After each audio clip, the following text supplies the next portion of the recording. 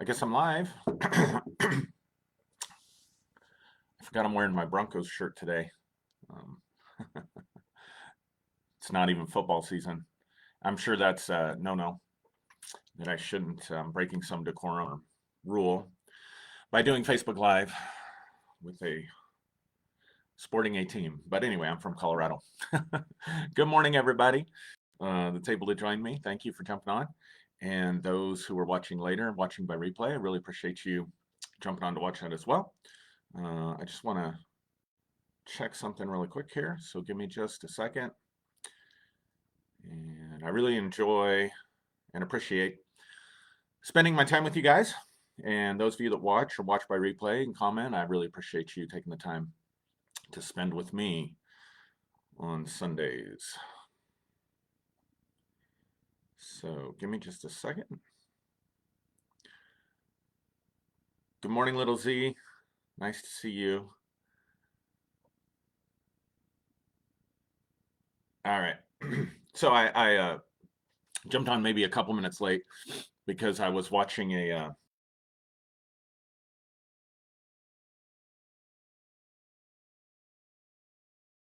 and that was an interesting experience. Not having been in a real church service since before the pandemic. I think last March, like 15th or something, was probably the last time that we're in church. Missed two, what do you call them, Easter Sundays, which I just can't even believe. I mean, I think that's the only time I've ever missed Easter because I'm quite sure I was in church every other time since the time I was born. So kind of weird watching the praise and worship and um, good people uh, watching the prayer time and just thinking, yeah, I don't really miss that. I would much rather stay uh, home and do this. We do have a church still, however, we have uh, we receive offerings, and we have a building that we have under contract that we're in the process of selling, and then figuring out what's going to be the next step for us and for our ministry. Uh, Looking at some other property in the area, just trying to kind of figure stuff out. But I'm going to be taking a break once I get through this contract part and get the stuff out of the building, pulling my hair out, trying to do all that stuff, and get all that stuff figured out. Then I'm going to take a bit of a break for a while, maybe even from doing these. I'm not sure. I haven't decided yet. I really enjoy doing this, and I know for several of you, it brings some value to you. At least you tell me that. But at the same time, I don't know, man. I'm kind of tired. But anyway, so I was watching this church video and I was just reflecting back on my experience with church. And for the most part, I'm really grateful. For the most part, I mean, church brought me my relationship in the church, my relationship with God through the Bible, all that stuff brought me a lot of really good things. It taught me how to manifest stuff, how to which is what I want to talk about today, how to manifest. I talked with Derek Day about this on Friday, manifesting things. So I want to talk about that a little bit more today. But hold on one second. Okay. Keep getting pop-up messages from Facebook here. Not sure what they mean. I need to find somebody that's like really good at this stuff that can help me out. So I want to talk about manifestation, and I realized that a lot of what I do and have done and have experienced from manifestation, I got from the scriptures, from the Bible. So while there is a lot of crap in the Bible, a lot of junk in the Bible, there is also some really good mystical revelation and stuff in there as well, I think.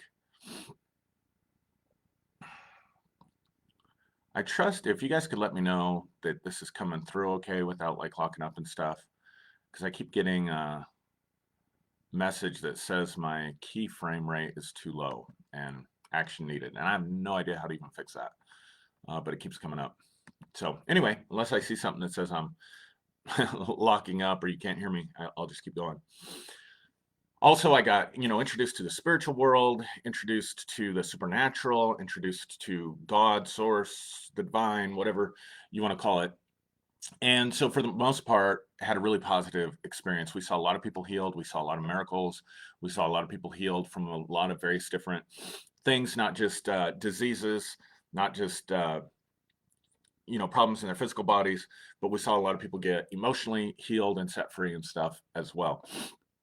It's one thing I'm really grateful for. I spent some time being part of legalistic groups, much like I see Doug Wentz on here. Doug's group was like off the charts, um, legalistic, like one of the worst I've ever heard. But I was with a group that was similar to that for a while in the 90s. And then we were part of a couple networks of churches that were pretty damn legalistic. And we got caught up in it a little bit. But for the most part, we really tried to emphasize grace and love and peace and empowerment and faith and hope. And one of the things that constantly kept me going when I was in ministry, which I still am in ministry, but when I was doing traditional ministry, like I was before, in the Christian church and preaching and doing all that stuff,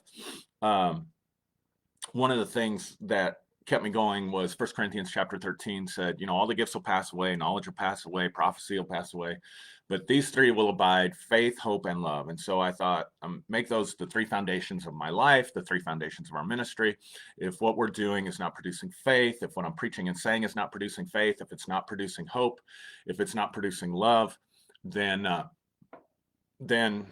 it's not producing anything eternal. So that was kind of the frame set or mindset and framework that we came from with the church. And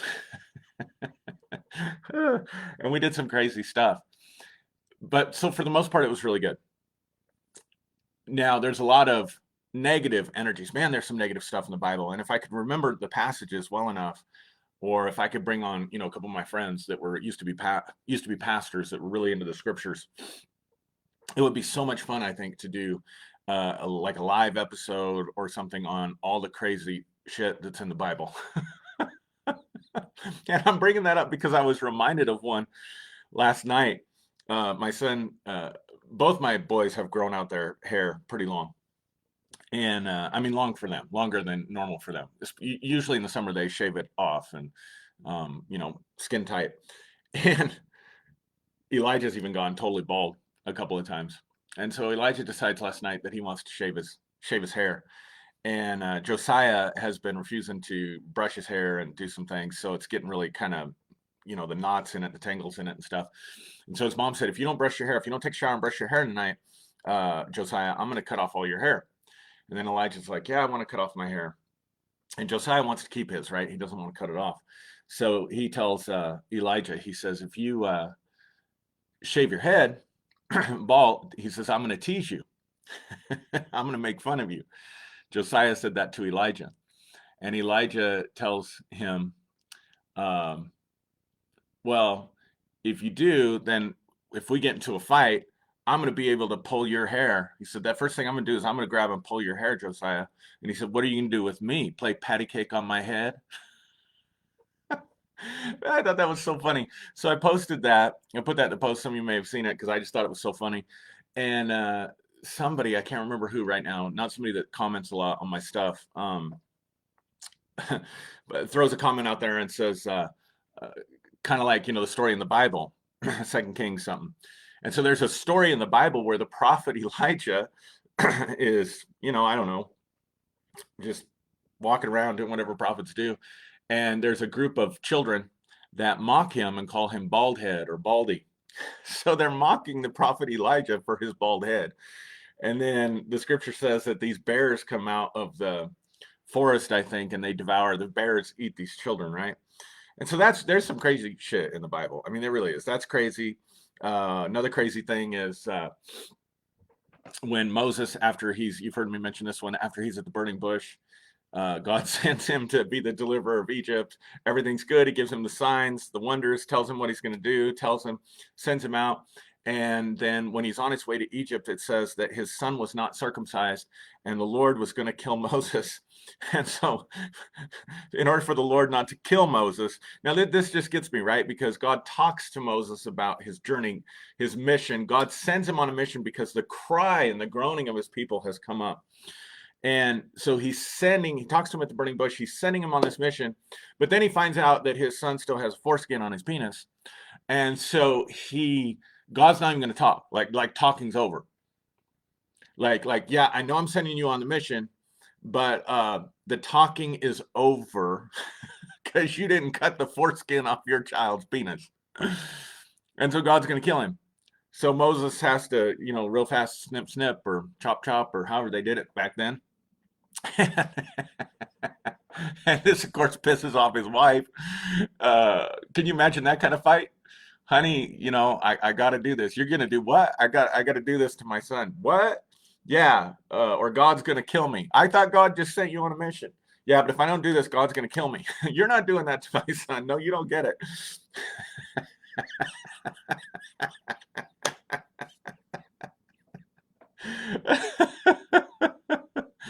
Oh God. Like, how in the world? Hey, Kyle Butler, good to see you, man. We're gonna have to try to connect again soon. Um, so yeah, just some crazy stuff in the Bible, right? Like there's just some really crazy shit. Um anyway, it would be fun to look at all that stuff. There's some really gross and disgusting and horrific stuff as well. Um, I mean, you got at least a couple of instances.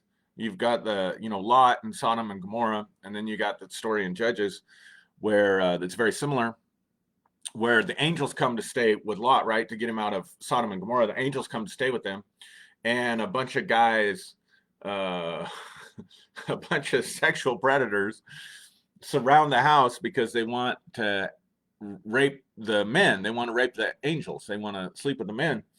And and Lot says, I'll tell you what, guys. I got 3 virgin daughters. I'll throw them out there, and you can do with them whatever you want to do. Just leave my guests alone. And this is the patterns from which we are taking our lives, right? These are the things that never get preached about on a Sunday morning. But it'd be fun. That's not my purpose today, but it'd be fun to do a whole episode on that. So while there is some really crazy shit, if you read the Bible literally, there is some really nasty, horrible energies that are in it. A lot of negativity, negative stuff that's in there. But at the same time, there's a lot of revelation for life. At least there was for me, things that I still use and still don't need the Bible to prove it. But I can say I learned this from studying the scriptures. I learned this from meditating on the scriptures. I learned this from praying over the scriptures, these principles, and then I proved them out and they worked. So it's hard for me to relate to guys that are like, nothing ever worked for me in Christianity, because that was not my experience. When I was talking to Derek Day last Friday, he talked about giving away one of his cars that he felt the Lord told him to give it to one of the young men in the church. And so he gives away one of his cars. And then he was just talking about how he's reaped a harvest off of that. So even in fact, I got to tell you, the sowing and the reaping thing that everybody criticizes, the, tithing and sowing and reaping. And if you do that, then, you're going to have blessing. I know that's not everybody's experience, but I got to tell you, that absolutely was my experience. And I could tell you story after story after story. But part of the reason that worked is because of the principles of manifestation. See, if all you were ever taught was you just give your tithe, you just give your money into something, and because you gave, and that's all you had to do, because you gave, you're going to be blessed and prosperous, then most of you found out that didn't work. But if you knew some of the principles of manifestation and you knew how to connect your giving and why giving would be an important part of manifestation, why sowing a seed would be an important part of manifestation, and I'm talking about any kind of manifestation. I'm not just talking about money. There were times that we gave offerings as an action towards manifesting something. And after we gave the offering, the thing that we had been believing for was manifested. So the first thing I want to say about manifestation, I want to give you, let's say, 5 things that can help you manifest stuff in your life so that the stuff can show up in your life. And I want to start with number 1. Let's just talk about the power that's in you, the power of your mind. Let's don't make this spooky. Let's don't make this weird. Let's don't make this too super spiritual. There really is mental power. Your mind, your consciousness is a very, very powerful force.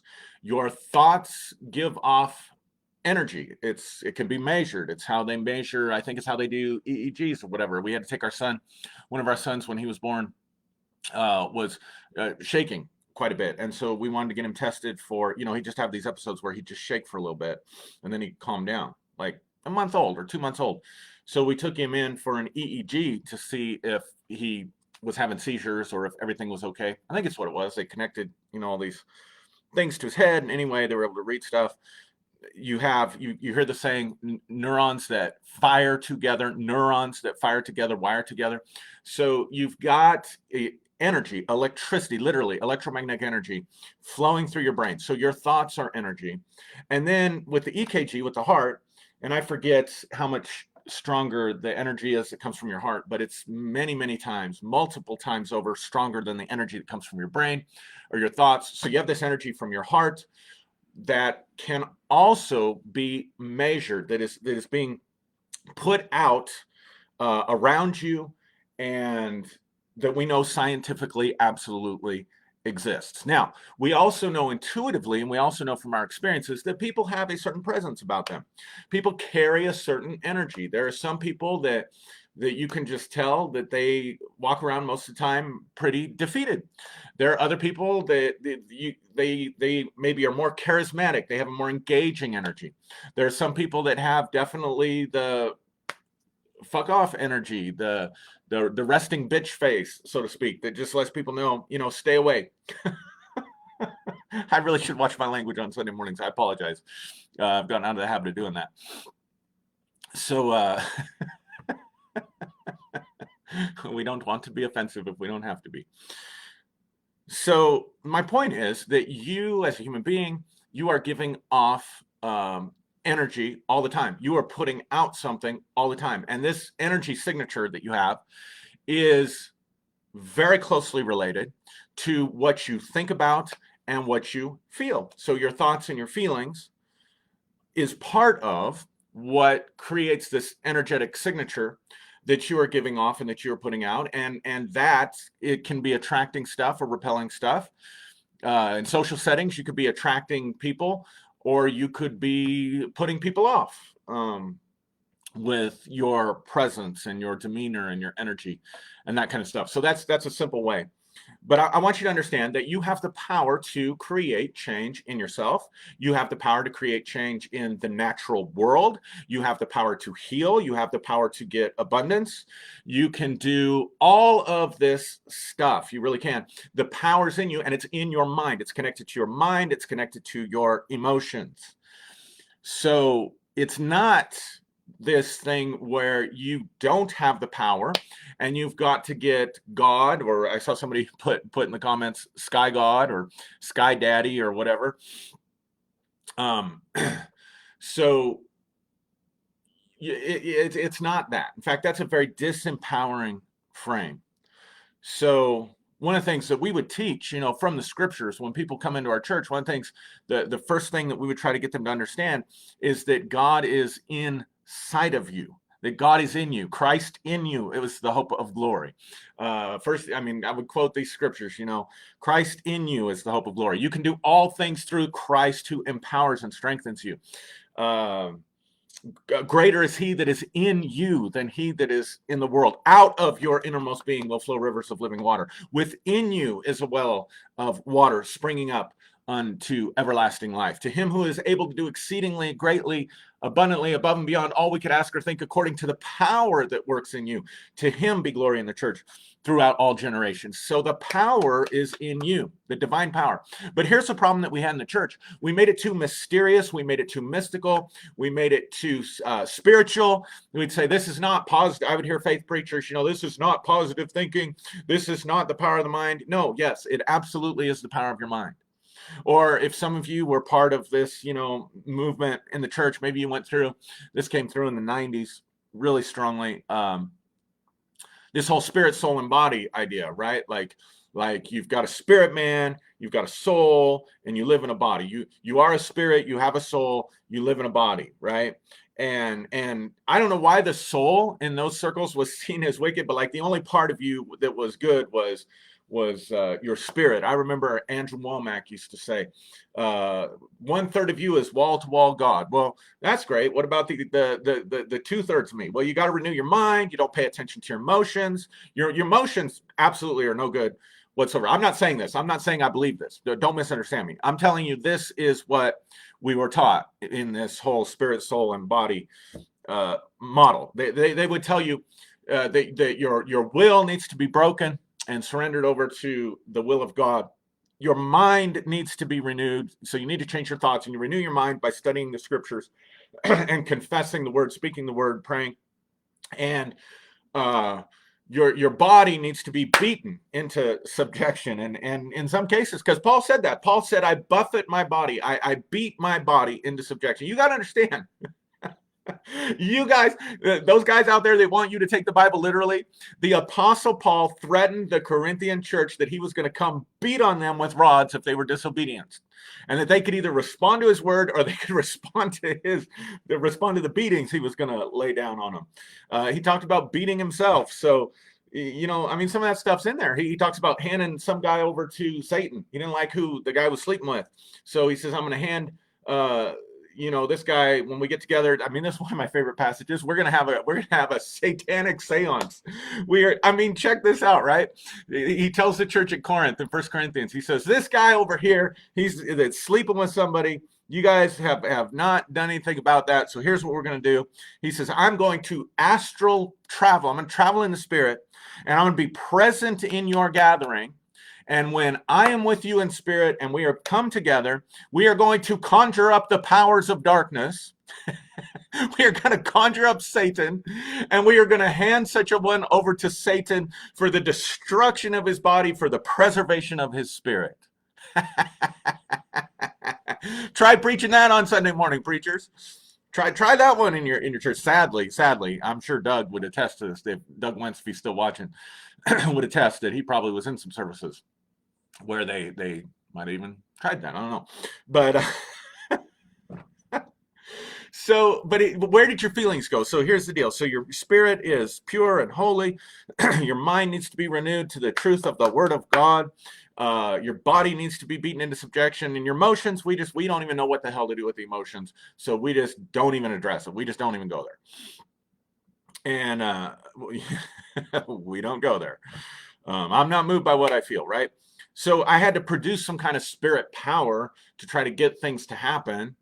I had to try to believe hard enough to get, like somebody said, Sky Daddy convinced that I believed him enough that he was going to move on my behalf or something. And so all that stuff just makes it so complicated and so complex and crazy. So here's the deal. It's your mind. It's your thoughts. It's your emotions. If you're going to manifest stuff, you really can do it from the inside out. You really can. Your future is inside you. The things you want are already present inside you. The power to get the things you want is already there inside of you. And let's see. Doug says, yep, I've seen congregants start going insane when that was done to them by the apostle. Yeah, I bet. Whoo! Oh, let me say this. I'm glad I read that.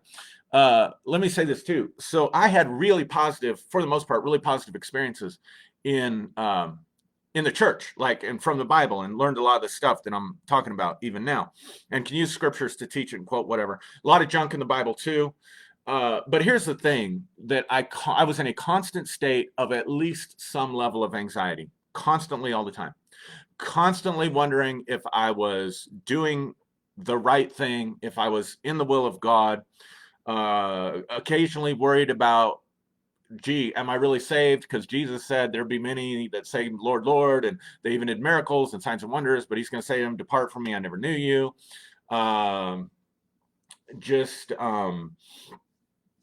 Yeah. So while I could recognize, hey, there was a lot of good stuff that came from my church experience, there was a lot of nervous energy, a lot of negativity, a lot of judgment, right? Being judgmental of certain groups of people, or having judgments coming back on me from everything, from the way I wore my hair to the labels on my shirts.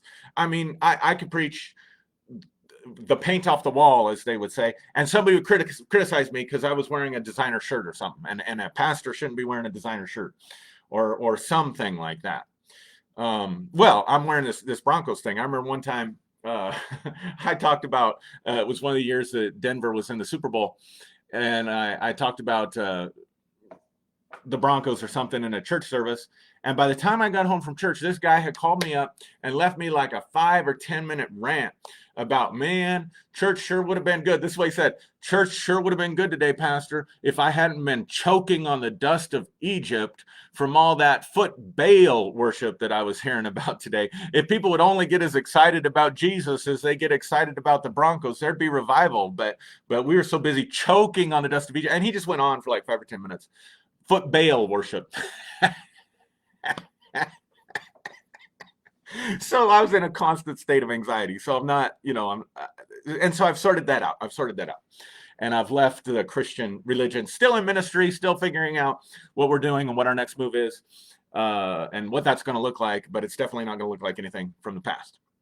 All right, so let's get into this. So the power's in you. So the first thing, you have to decide what you want. You have to decide what it is that you want. Now, that sounds very simple until you start exploring it. Brittany says, what an asshole.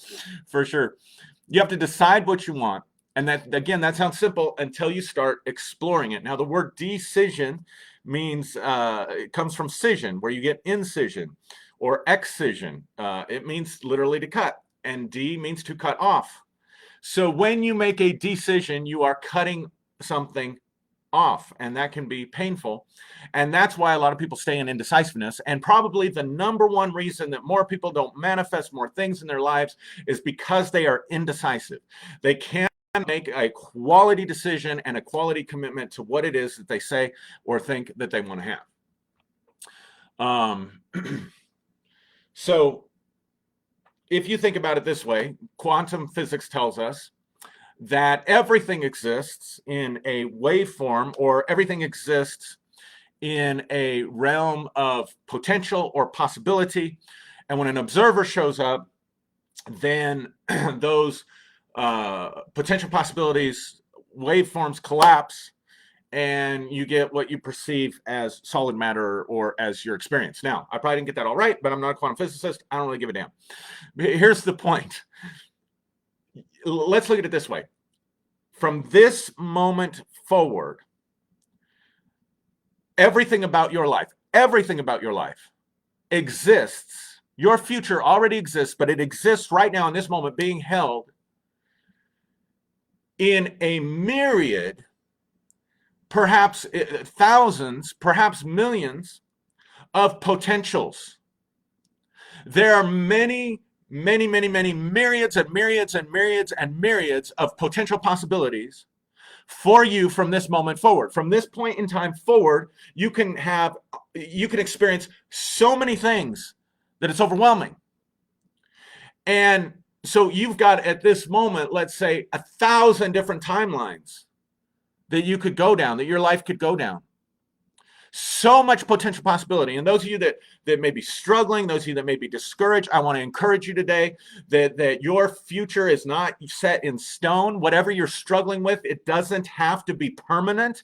There can be plasticity to it. There can be flexibility to it. Sometimes we keep our problem because we're so locked into the belief that our problem is permanent.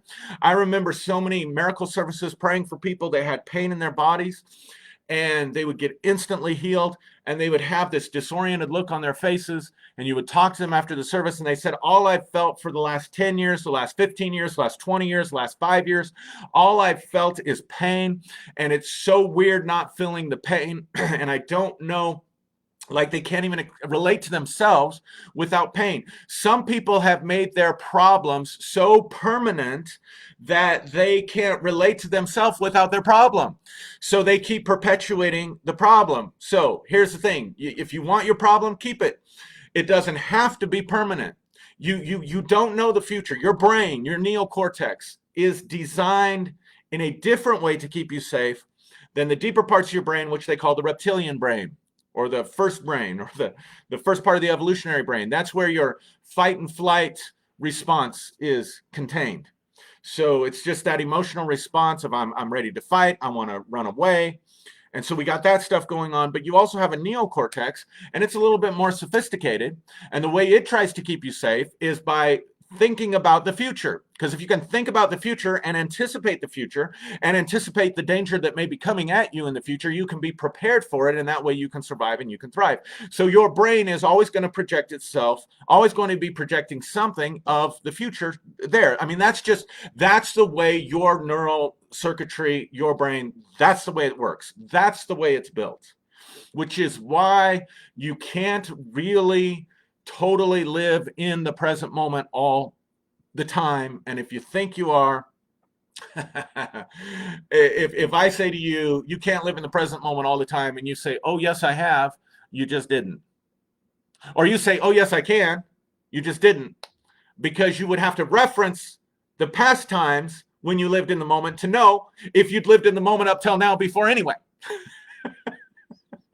Or you have to project into the future and say, oh, no, yes, it absolutely is possible to live in the moment. You just left the present moment.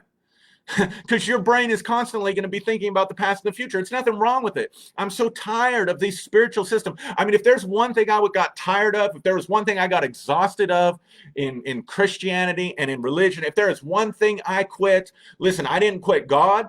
I didn't necessarily quit the Bible. I didn't quit teaching. I didn't quit the ministry per se, because I'm still an ordained minister. I didn't quit. I did quit going to church on Sunday mornings. But one thing I quit, one thing I absolutely quit, is working against my own nature, warring against myself, dehumanizing my humanity with spirituality. Like, that was exhausting. Wasn't that exhausting for you? Didn't you get tired? Didn't you get tired of beating your flesh into submission? Didn't you get tired of all the stuff that religion told you had to do? Didn't you get tired of being at war with your flesh or at war with your mind? Didn't you get tired of being at odds with the world? Didn't you get tired of judging everybody that was around you? Like, so why in the world do you want to leave one system and take on another system that has you attempting to do stuff that is absolutely against your nature? And one of those things is to be constantly in the present moment. People, now I know that presence and mindfulness, before you jump on here and lecture me or jump off or whatever, I know that presence and mindfulness, and part of it is that when your brain is thinking about the past, be in the past. When your brain is thinking about the future, thinking about the past, be in the present moment with your brain and say, okay, in this present moment, I'm thinking about the past. Or if you're thinking about the future, your present moment, say, okay, in this present moment, I'm thinking about the future. And I believe those disciplines are helpful as long as they're applied in a way that is resourceful for you and helpful for you, and not in a way that makes you feel like you have to fight against something. Because I'm telling you right now, your neocortex, your new brain, the brain you have at this level of your evolution and at this level of your incarnation, does two things to keep you safe. It goes back to the patterns of your past and projects it into your future, so that you can think about the future and be prepared so that you can survive and you can thrive. That's what your brain does. That's why you worry. That's why you have anxiety. That's why you can't get the thoughts out of your head. That's why sometimes when you meditate, you can't get your brain to stop. It's not supposed to stop. All right. I'm not getting very far through my 5 points here. So let yourself off the hook and quit trying to do stuff that you're just not wired not to do. All right. And people, they grab hold of a teaching. It sounds good. It helps them. It blesses their life. They don't do their due diligence. They don't know anything about the brain. They don't know anything about psychology. They don't trust science. And they just go out and start teaching a bunch of spiritual mumbo jumbo with the same energy. The same energy. Come on. There are atheists that teach atheism as evangelistically as they probably preach their Christianity. The only thing they swapped was belief systems. Their energetic form never changed. All right, so my point was to encourage you, though. Listen, your brain is going to project into the future what your life's going to be like tomorrow. Your brain's going to project into the future what your life's going to be like next week. Your brain's going to project into your future what it's going to be like next month, next year, 5 years from now, 10 years from now. And if you've had a problem that has persisted in your past, then your brain, you cannot help yourself but to understand that your brain is going to take that problem that has persisted in your past, and you are going to see a future version of yourself with that same problem, and that does create an illusion. Now, this part is true. Whatever I'm projecting about the future, whatever I'm doing with the past, all of that is an illusion. So if I had a problem that was permanent in the past and I'm projecting it into my future, that future reality of me with that problem, of me at a certain economic status, of me living with pain, of me being in a negative, stressful relationship, whatever the case may be, yeah, you're going to see that, but that doesn't make it real. So what I'm trying to say is you cannot trust all the stuff that goes up on up here to accurately forecast your future. Number two, you can't get rid of all the negative stuff that's up here. So don't think that you got to get rid of the negativity or you're not going to be able to manifest something positive. Because again, you're just putting yourself into more bondage that way, right? Like some people teach the law of attraction. Like if you dwell on negative stuff, then negative things are going to come into your life. And there is some truth to that. But it puts people in such negative, like such bondage that instead of empowering them to change their life and have what they want, it causes them to feel more guilt and shame and my God, look at these problems that I created for myself. So let's stay out of all that stuff. So the first thing is you have to decide. So you got myriads of possibilities for yourself. To make a decision is to cut everything else, the vast majority of that stuff off, and you're choosing and focusing on one thing. You're choosing and focusing upon one outcome for yourself. So you have to make the decision. You have to decide what you want. And sometimes what you want isn't so easy because there are parts of you that don't want what you want. I'm going to say that again. There are parts inside of you that don't want what you want. Classic example is I've always, for the most part, throughout my life, kept myself physically fit. I was in the gym a lot, except for the last 3 or 4, 5 years. And so I've gained weight. My blood pressure's gone up. All the stuff that goes with that, with that stuff, right? My my muscles have gotten smaller, except for my table muscle has gotten stronger, right? So I know how to fix this. I know the right things to eat. I know the right way to eat. I know my body. I know what my body responds to. I know what to do in the gym. I know how to work out. I know all the various processes, best way to burn fat, all that stuff. I've studied and read all that stuff. I don't do anything that's one thing about me. If I do something, I do it all the way, and I do a lot of research on everything. So I know the quickest way that I could drop pounds, all that stuff. I know what to do. I absolutely know what to do. And there is a part of me that wants to feel better, and there is a part of me that wants to look better. There's a part of me that I get inspired and think, I'm going to be my best self. This is it. No more chocolate cake. No more fast food. No more drinking alcohol. And I am going to eat nature food. I'm going to eat arugula and spinach and kale and tomatoes and cucumbers and watermelon and strawberries and asparagus and Brussels sprouts and fish. That's all I'm going to eat. And I'm going to drink water, and I'm going to juice a little bit, and I'm going to take the right kinds of supplements, and I'm going to get in the gym, and I'm going to work out an hour a day. Like I used to work out sometimes 2 hours a day. So an hour a day wouldn't be a big deal for me. I'm going to get in the gym. I'm going to work for an hour a day. Brittany says, how long does that last? Well, in my past, in fairness, that was my lifestyle. But so, see, here's the thing. Like, part of me, so I get inspired. I think, damn it, I'm going to hit it hard, I'm going to do that. And then there's the part of me that likes not being working on a goal right now. Like that's part of the problem I have right now. Like I'm enjoying life, like not directing my energies or working towards accomplishing anything, just kind of being open to the flow of life. I'm liking that. Um, I like fast food sometimes. I like not having to sit there and think about what I'm doing. I like the pattern that I'm in. Get it? So there's a conflict there. Now, another part of this conflict is I'm also using my time for a lot of stuff. I've got a full-time job that I absolutely love. I love the people that I work with. I love what I do. I'm teaching online classes. I'm doing these things on Sunday mornings. I'm doing the things with Derek. So I've got my internet presence that's out there. I also have private paying clients that I see during the week. Somewhere in there, I'm a dad. And so I love to be with my kids and spend time with my kids. I'm a husband.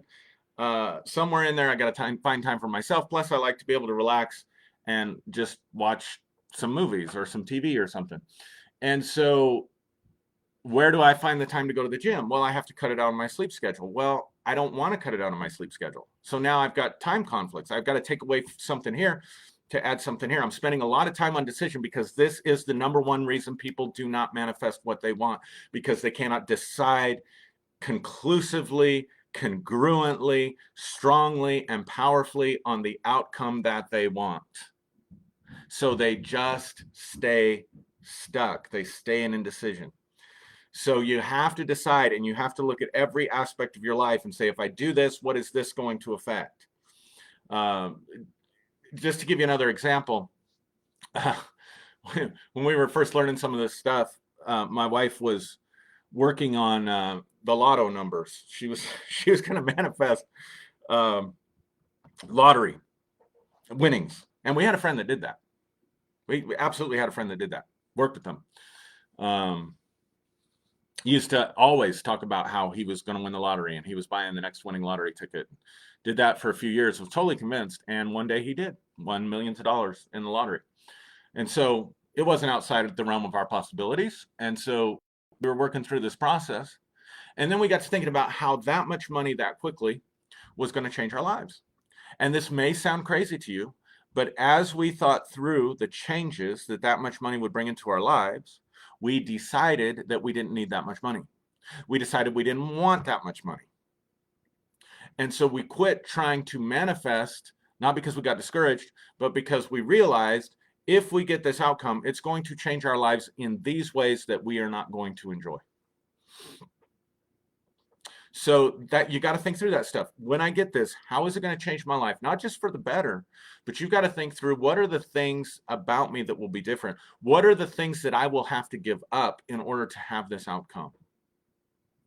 So for some people that maybe have sickness in their body or pain in their body, and maybe they're on disability insurance, and maybe they're comfortable with that lifestyle, then maybe to manifest healing, they would have to give up that aspect of disability insurance or whatever. And I know disability insurance isn't a lot to live on. I'm just trying to give you an example.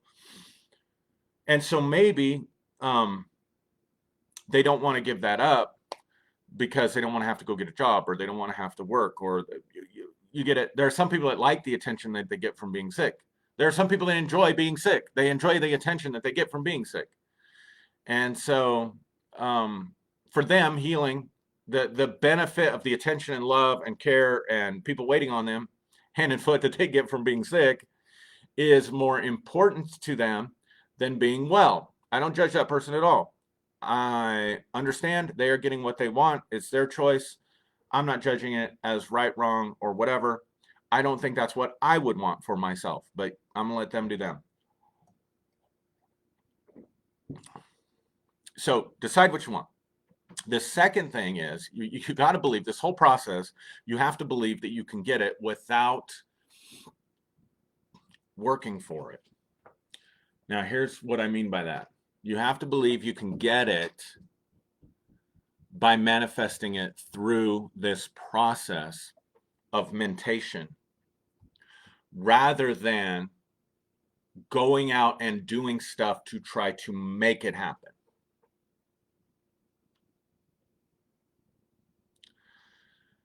So that you allow stuff to come to you, and when stuff comes to you, then you take action. So you got to formulate the outcome first. You got to make sure it's what you want.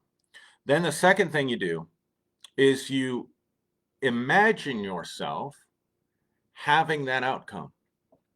Go ahead and let your imagination just run out there and see yourself and put yourself in a future in your mind where you have the thing that you already want. Let me say this too.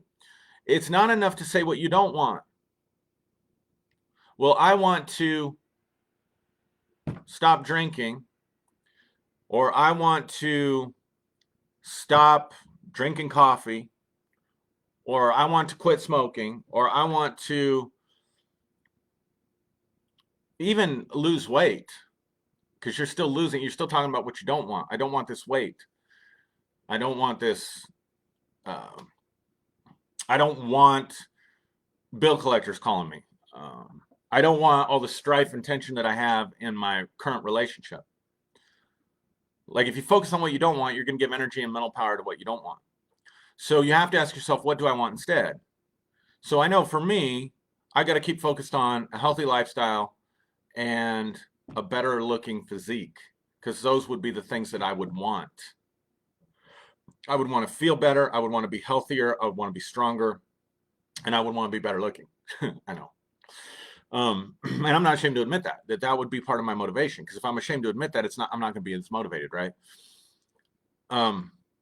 So focusing on what you want rather than what you don't want, putting yourself in that place of having it until, and I know you all know this, I know I'm preaching to the choir here, but until you manifest the feeling that you would have when you have it, till you manifest some sense of gratitude or some sense of relief. Let's say that you can't pay your bills, and so you have to think about the specific amount of money that you want. Don't just, well, I want more money. Well, okay, somebody hand you $2, you got exactly what you asked for. You got more money. I just want more money, Aaron. That's all I want. Just give me more money. More money. Well, you got a $3 a month raise. Guess what? You just got your more money. You got to be more specific. Got to be more specific. Well, I just want to be healthy. I just want to be healthy. I just want my health.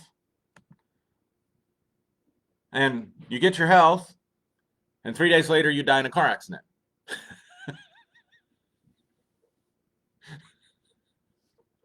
It's not funny if you die in a car accident, but you get my point.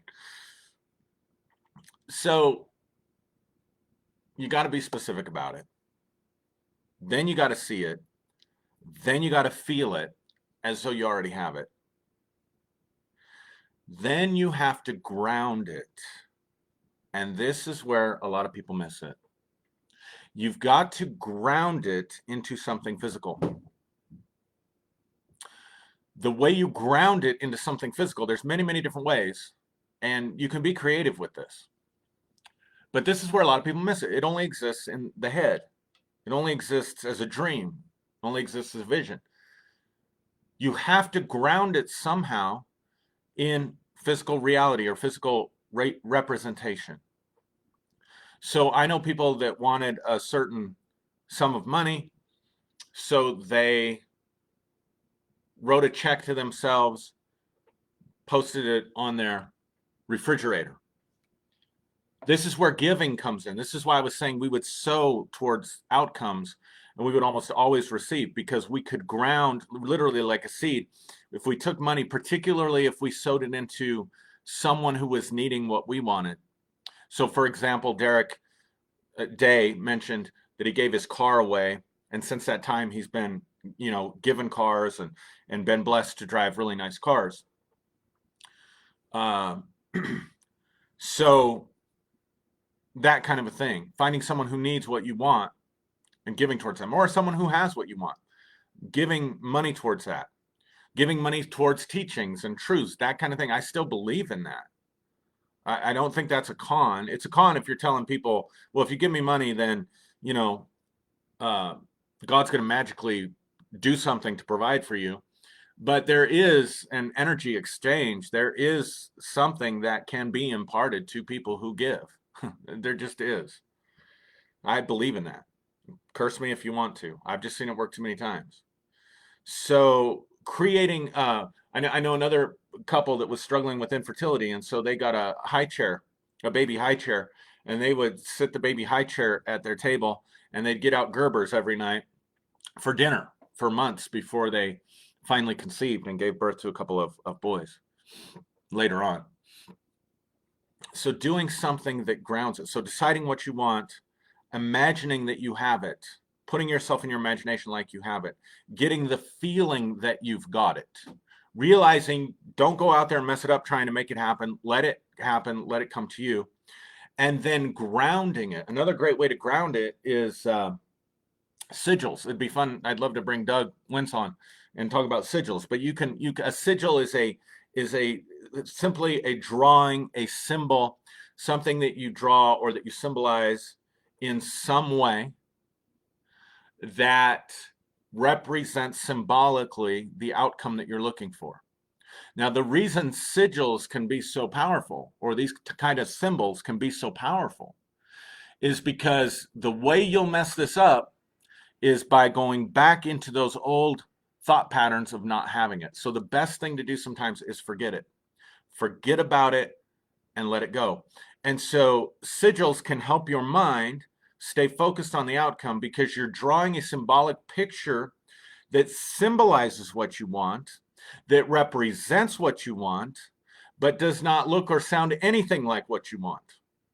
So you know, squiggly lines and circles, and some guys will take what they want and they'll put it in a sentence, and they'll take the first letter of every word in the sentence and they'll arrange it in some kind of a design so that your conscious mind can't really connect anything in that image or in that picture to the thing that you want, but your subconscious mind remembers that's the representation of it.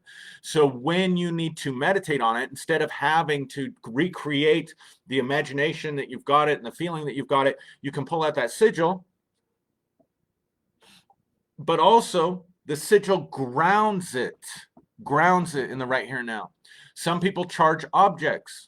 You can charge a candle, for example. You could take a candle and you can concentrate and put the thought and put the feeling and put the imagination of the outcome, not the energy opposite the outcome. So I'm not at a state of financial stress because I can't pay my bills and I can't bring myself to a place of peace, and then I'm going to charge the candle, because what I'm going to do is I'm going to charge the candle. Yes, vision board, somebody said. Yes, do a live on sigils. Yeah, so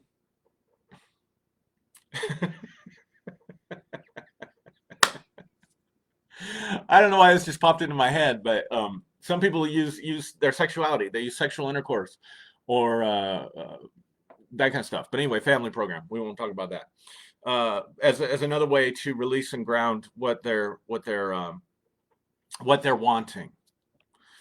But you can put it in a candle. So I've got the gratitude in my heart. I've got the feeling that I've got it. I'm excited about it. I've got the picture of it. And then I'm going to hold on to a candle and I'm just going to put the power of my mind and my energy into that candle for that outcome. And then I'm going to speak words over it.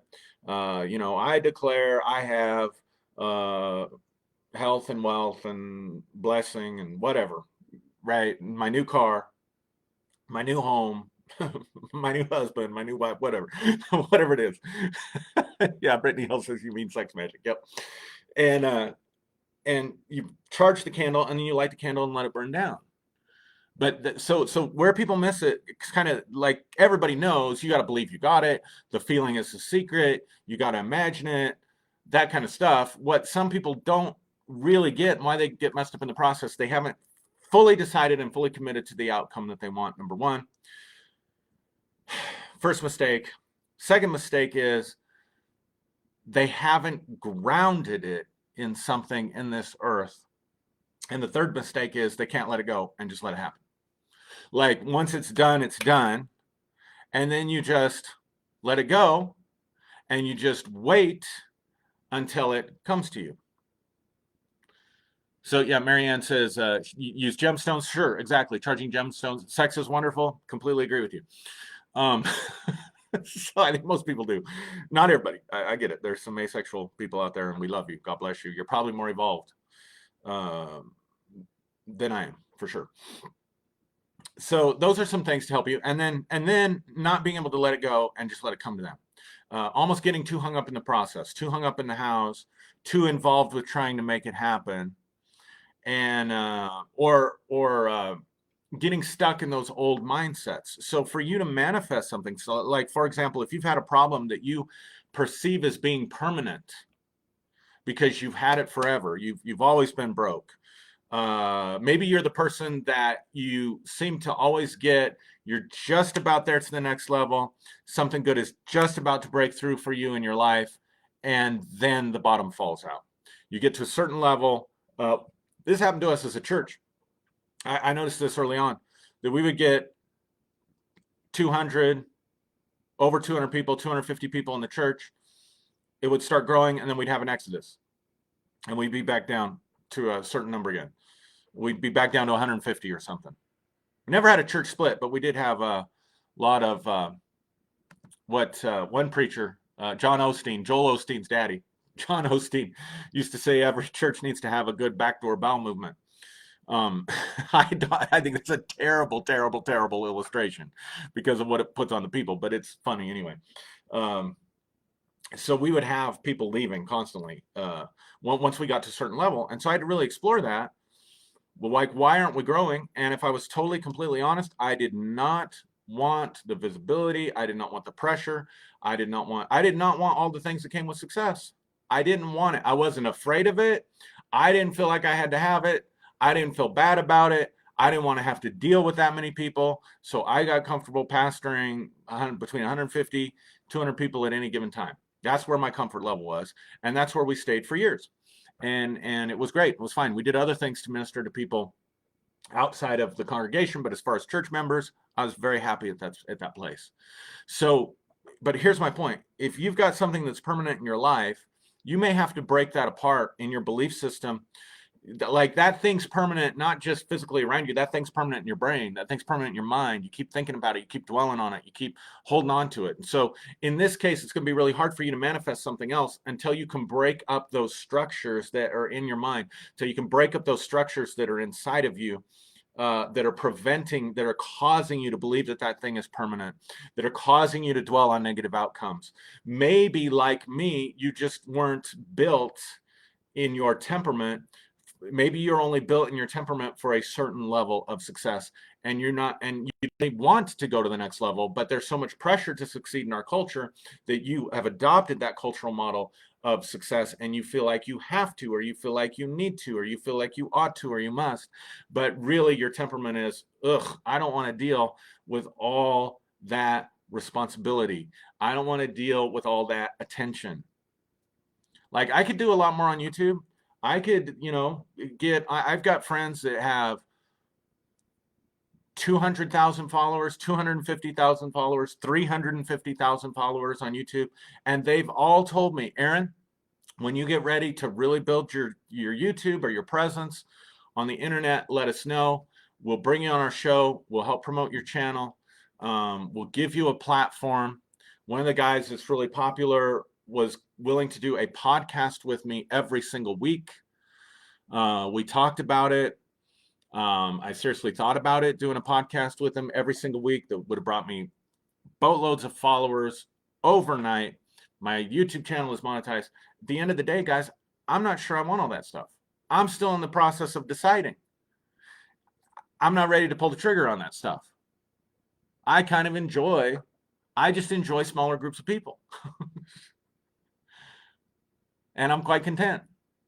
And I love my job and all that other stuff. So I don't feel the pressure or the need to do those things. So I'm not out there trying to manifest those things.